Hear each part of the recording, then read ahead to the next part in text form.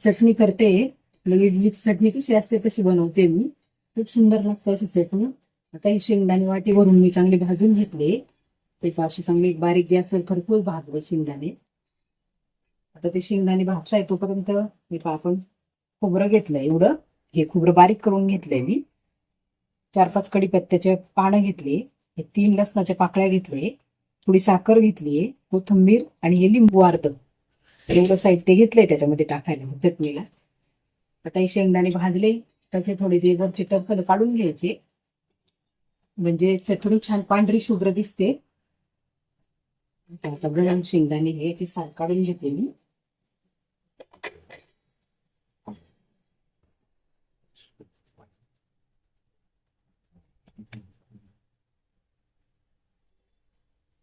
हे जे साल काढायचे. खोबरं आपण बारीक केलं, चकल्या करून घेतल्या. आता हे बारीक करून घ्यायचं मिक्सर मध्ये. त्यानंतर हे शेंगदाणे भाजून त्याचे साल काढून घेतले. आता हे सगळं आपण मिक्सर मध्ये बारीक करूया. आता मिक्सर मध्ये आपण सगळं बारीक करून घेऊ.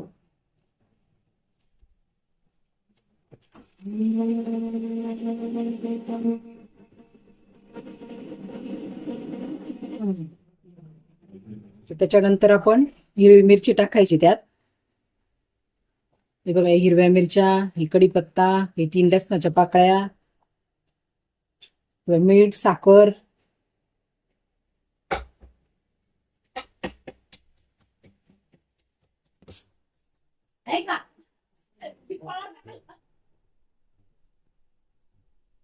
हे बघा, चटणी अशी झाली छान. अजून बारीक करायची ती, थोडी चांगली बारीक होऊ द्यायची. हे बघा, आता त्याच्यात थोडं पाणी टाकून घेतलंय. सगळं टाकलंय त्यात. शेंगदाणे, हिरवी मिरची, लिंबू, साखर, मीठ, कढीपत्त्याचे 2-3 पानं, 3 लसणाच्या पाकळ्या, एवढं सगळं त्याच्यामध्ये मिक्स करायचं. ते आता छान बारीक करून घ्यायचं इथं.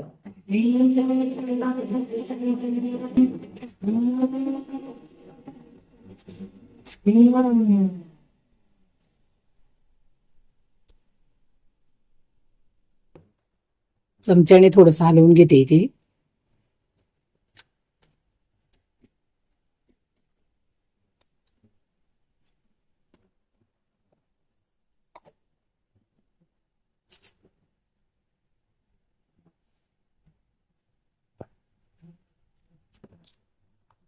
हे बघा, आता कढई ठेवलीये. चटणीला आपण हे सगळं बारीक करून घेतलं ना, त्यात पाणी टाकलं माझ्या अंदाजाने मी. आता आपल्याला कशी घट्ट पातळ कशी पाहिजे चटणी, त्याप्रमाणे आपण पाणी टाकायचं. हे बघा, अशी जास्त पातळ नाही, जास्त घट्टही नाही. आपल्याला पराठा बुडेल असं पाणी टाकायचं त्याच्यामध्ये. आता ही कढई ठेवली आपण. ही तडका फोडणी वरतून देऊन घेऊ आपण.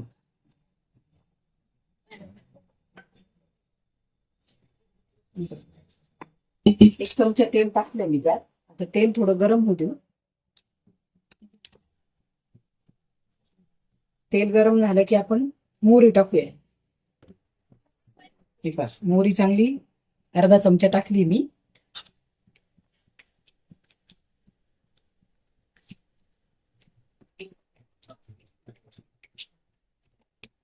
तर मोहरी तळतळ वाजते कशी छान.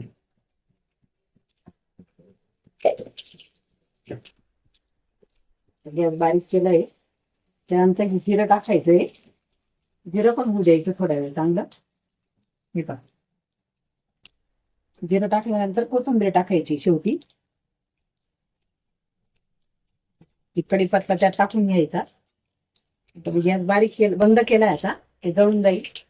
आता कढीपत्ता टाकायचा आणि ही तडका फोडणी त्या चटणीमध्ये अशी ओतून द्यायची. ते का किती छान बघा चटणी. हे आपण थोडस घेऊन घेऊया त्यात.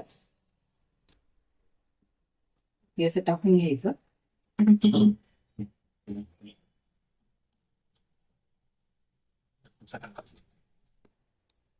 बघ, चटणी किती सुंदर झाली बघ. अशी तडका फोडणी देऊन चटणी बनवून घ्यायची. खूप सुंदर लागते अशी चटणी. आपण इडली सोबत तर करतो, पराठ्या सोबतही छान लागते. तुम्ही करून बघा एकदा.